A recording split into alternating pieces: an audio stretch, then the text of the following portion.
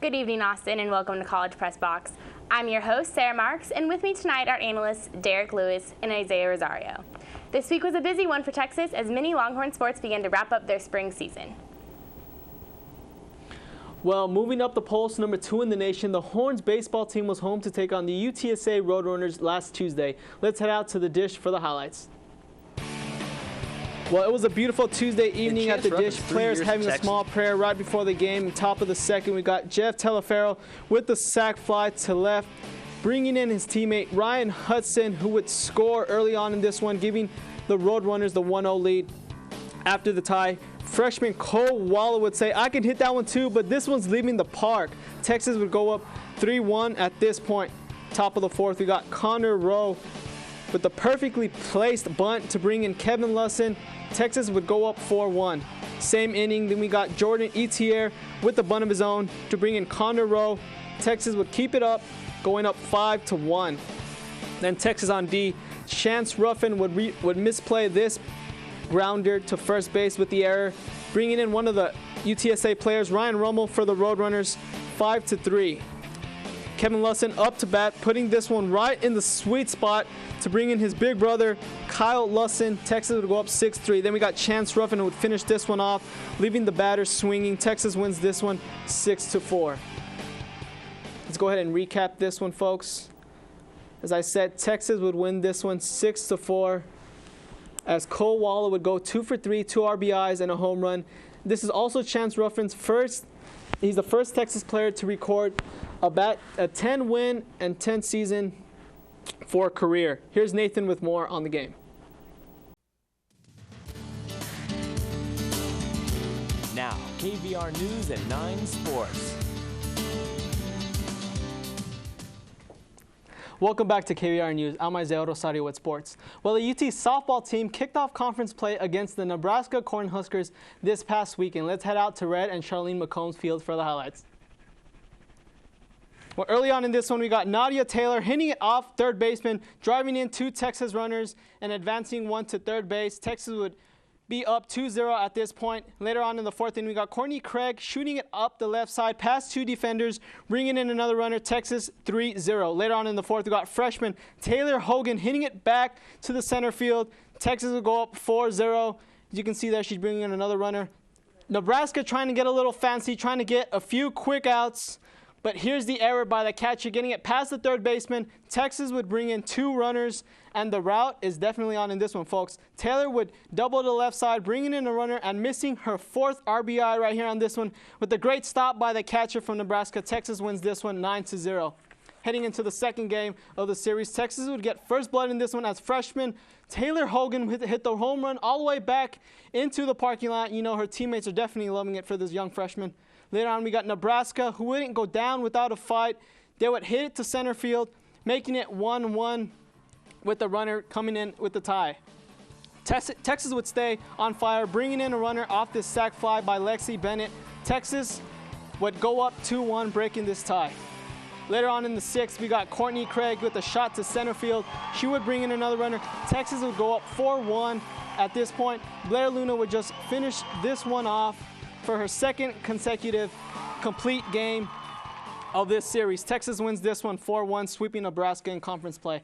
And like I just said, Blair was she was ridiculous in this one. She would win both games, 12 innings pitched, 21 Ks. Outstanding for these young freshmen. The Texas Longhorns have had injuries and lineup changes all season long, but have relied on the senior leadership of Julianne Fawcett. Saturday was no different as Fawcett helped lead the team to their 9th consecutive win with a career-high 28 kills. I knew I could feel it today just looking at her in terms of just knowing that she was ready to play today. She had a different look in her eyes. She was really focused, really loud in the locker room right before we went and spoke to them. So I could tell there was a just different energy and focus to her, and she pretty much carried the team tonight in the crunch time in Game 4 too. You know, and our set distribution shows that, but when she's playing that hot, it's really nice to have that on your side. I was just motivated. Coker was setting a great ball, and I just think I was feeling the fire, and they, you know, the other side was just, you know, easy to get a good kill with those sets from Coker. So. With only 6 games left in the regular season, expect Fawcett and company to continue their winning ways. Isaiah Rosario, College Press Box. Saturday's game against UCLA was supposed to give this offense an identity, but instead, some flaws may have been exposed. I don't feel like right now we're very good at anything either way. It's a very disappointing game. Kicking game. Have 12 on the field.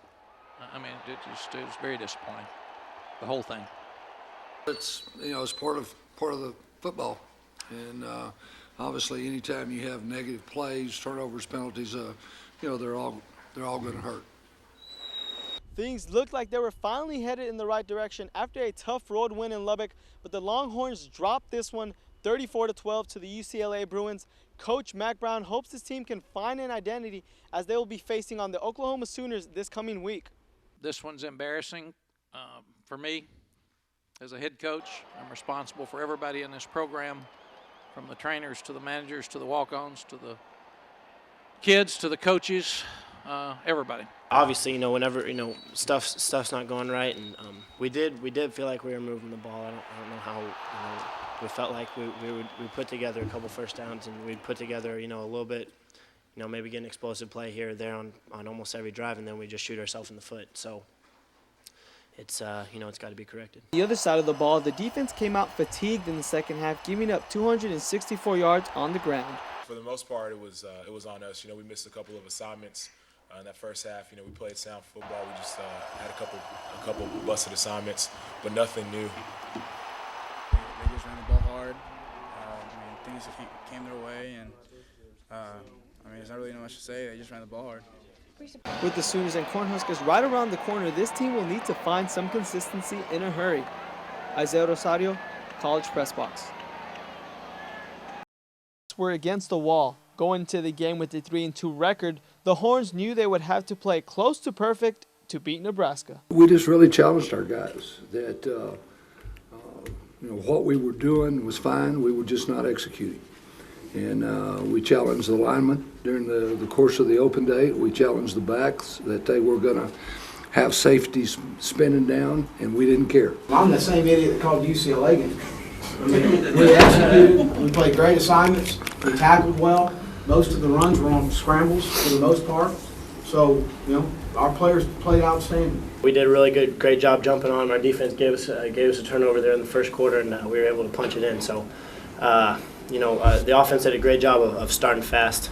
The Longhorns were able to put it all together on offense, defense, and on special teams in a hostile environment and get a great win. But the team knows there's still plenty to work on in the coming weeks. I think we can win the rest of the games if we play good each week, and we can also go out there, and if we stink, we'll lose them all. I mean, that's the kind of year we're going to have. We're going to have to play good. We're not a gimme team. Some teams can go out and roll it out and get a gimme. We've been that way some. We're not that way right now. We got to play good, and we got to coach good, and we got to make sure that we, as I tell them, we don't have many mulligans. We better do it all right. It's a great win for us. I feel like we came into this game ready to believe that, you know, we're a good team and we're able to show the world that we still able to play. And it's one of those things that, you know, we're going to build up off of and keep fueling ourselves into the oncoming weeks. This team, the past 2 years, only lost two games, you know, one in the regular season. So it was a little difficult. It's been a different kind of season for us. But honestly, you know, when tough times, they bring out the character of people. They bring out the true character. And you're starting to see this team's character. You know, we have a lot of potential to be great. We're going to go back, work hard. We're going to be humble and just keep on getting better. And that's what we're going to do all season. The Longhorns now take this momentum into the rest of the season, where they will have 5 of the remaining 6 games at home. Isaiah Rosario, College Press Box.